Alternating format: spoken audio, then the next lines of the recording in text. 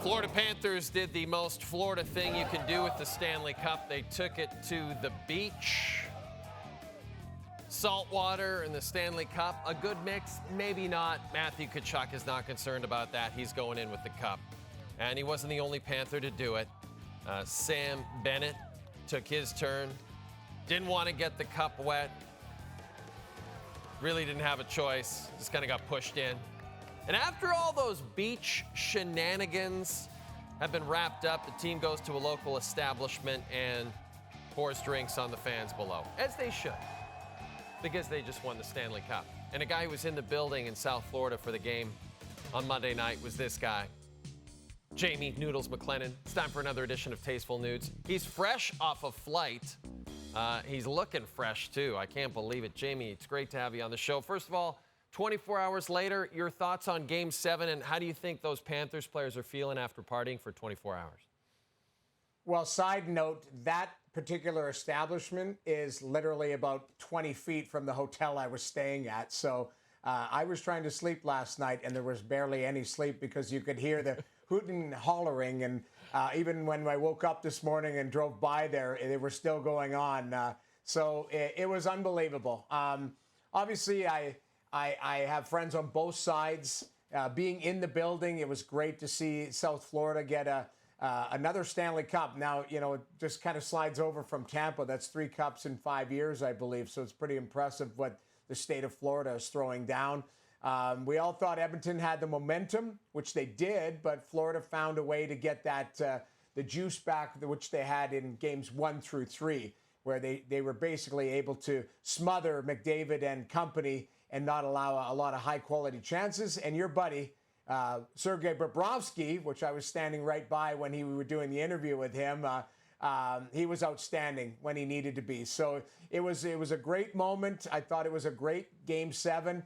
Unfortunately, the Edmonton Oilers come up a little bit short. I felt bad for my family and friends that are huge Oiler fans. But ultimately, I think that, you know, it could have been a coin flip. And that's what Game 7s are all about. And then I felt good for my friends, guys like Roberto Luongo and Greg Campbell and Brian McCabe, guys that I played with and have been friends with for years. So, as I mentioned, on both sides, I had friends. I felt bad for one group and I felt great for the others. But it was good for hockey, put it that way. There was a lot of people watching, and I thought they got their money's worth last night. Yeah, definitely good for hockey. Sergei Bobrovsky's never been more excited to be on a TV show than he was to be on our show yesterday. There's no question about that.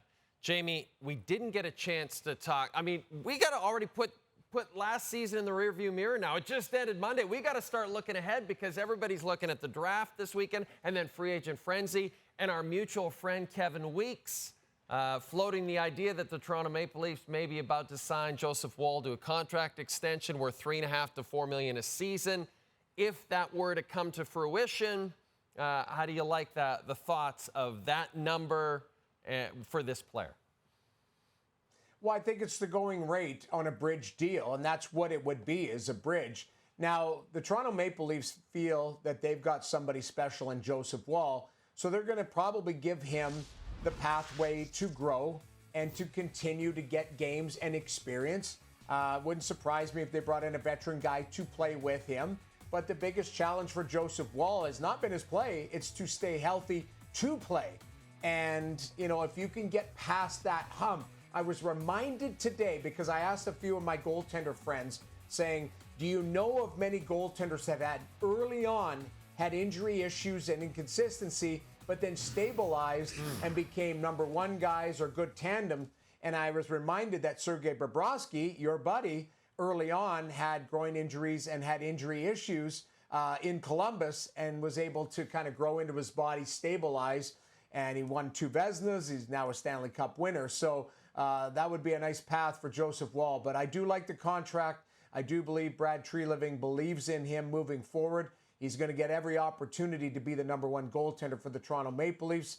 I still believe they'll bring in a veteran guy to play with him. I don't have a guess on that, but it's more about giving we'll call him a young goaltender, 25, 26, an opportunity, just like we saw in Dallas with Ottinger and we saw last night on the other end with Stuart Skinner, who was drafted and developed by the Edmonton Oilers, and they gave him a pathway to play a lot of games the last couple of years and get to that next level. And I want to stay with goaltending because there was a blockbuster trade on the day of Game 7. Linus Ullmark going to the Ottawa Senators, Joonas Korpisalo, Mark Kastelik, a first-rounder going the other way. And Steve Staios, the GM of the Sens, said on Ottawa radio on Tuesday, Jamie, that he would like to sign Ullmark to an extension. I don't think that's any shock to anybody. They'd love to lock him down. Just curious to get your thoughts on the deal overall. Do you like what the Ottawa Senators did there? And do you feel like Ullmark will finally stabilize that position the way Korpisalo wasn't able to last season? I absolutely love the deal. Actually, for both sides, too, because the Boston Bruins get a backup at $3 million because the Ottawa Senators eat 25% of his salary. So Boston ends up moving on from a player that they pretty much had to because they've got to, it seemed like I mentioned with Joseph Woll, clear a pathway for Jeremy Swayman.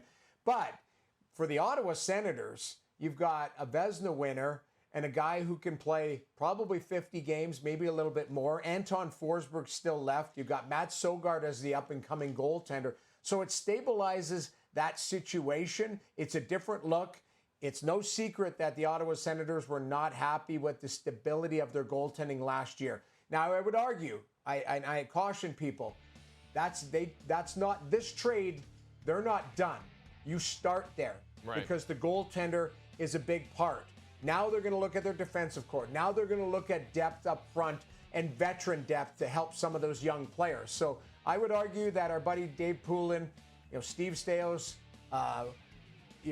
everyone else involved in senior management, Ryan Bonus, to me, they've got their work cut out for them to help shape this team and get to that next level. But the first piece was getting Ullmark, a top-tier goaltender. That stabilizes that situation. Now you look at the D, now you look at the forwards. But the Ottawa Senators, sounds like they're open for business, and I love the move so far.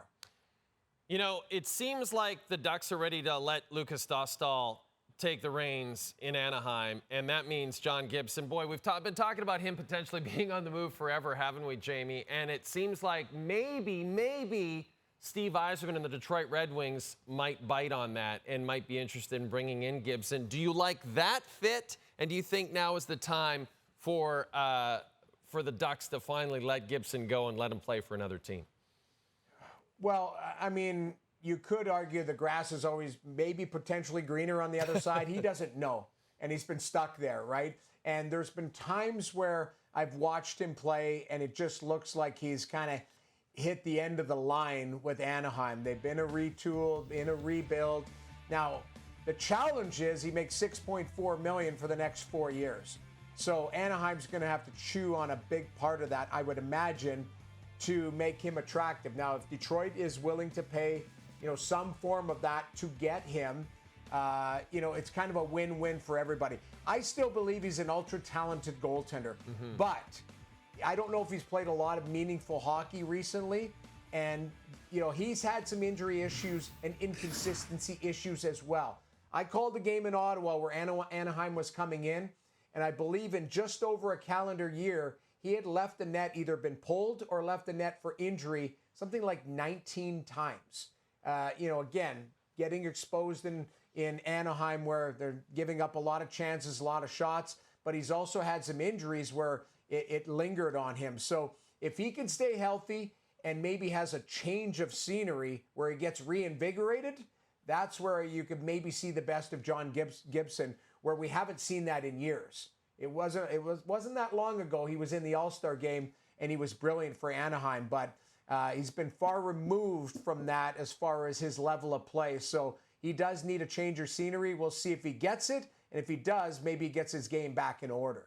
A couple of interesting signings on Tuesday, Jamie. Casey Middlestat signs with the Avalanche, 3 years. Love that signing for the Avs. Great young player. And then Dylan DeMelo, 4 years, $20 million with the Jets. A terrific partner for Josh Morrissey. What do you think of the deal? In some ways, to me, it feels like it was a necessary thing for Kevin Cheveldayoff to do. He wants to add more to that D-core, doesn't he? Absolutely. And, you can argue the term or you can argue the amount. Keep in mind that every market is different. Yes. Now, if Dylan DeMelo was the perfect fit to play with Josh Morrissey and to play in that top four, Kevin Cheveldayoff was willing to pay that. I always talk about it. I grew up in Edmonton. I know Winnipeg very well. You know, I call games in Ottawa.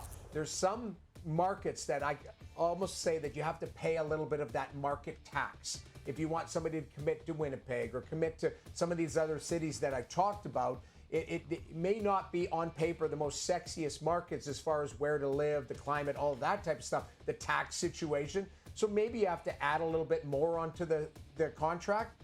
But DeMelo, they're comfortable with him. He's comfortable with the situation. They've got a very good team. He likes his partner. He likes where he's playing.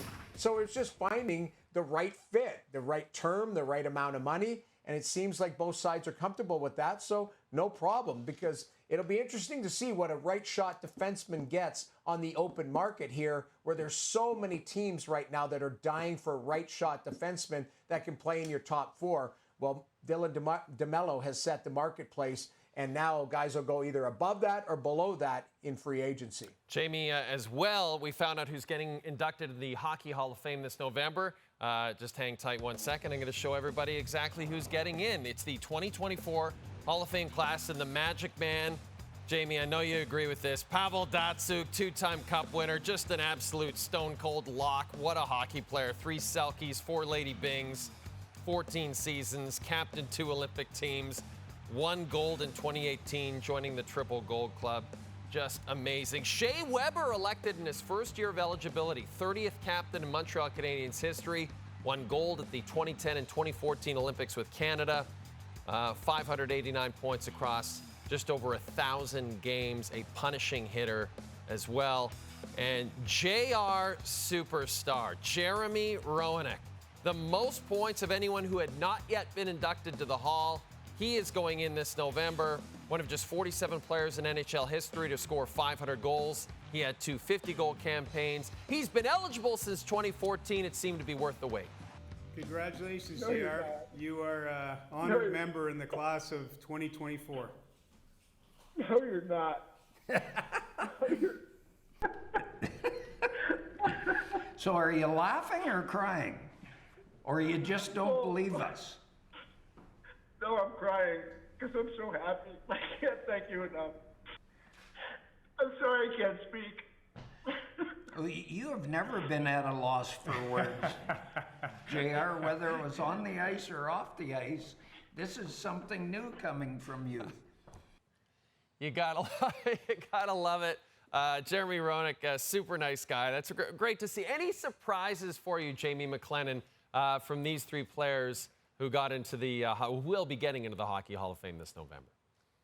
Not at all. You mentioned the Magic Man. I mean, my criteria, and it's a lot different from the Hall's criteria, I would argue, but when I played against players, when you circled them on the whiteboard and said, you got to be aware of that type of player, they were special.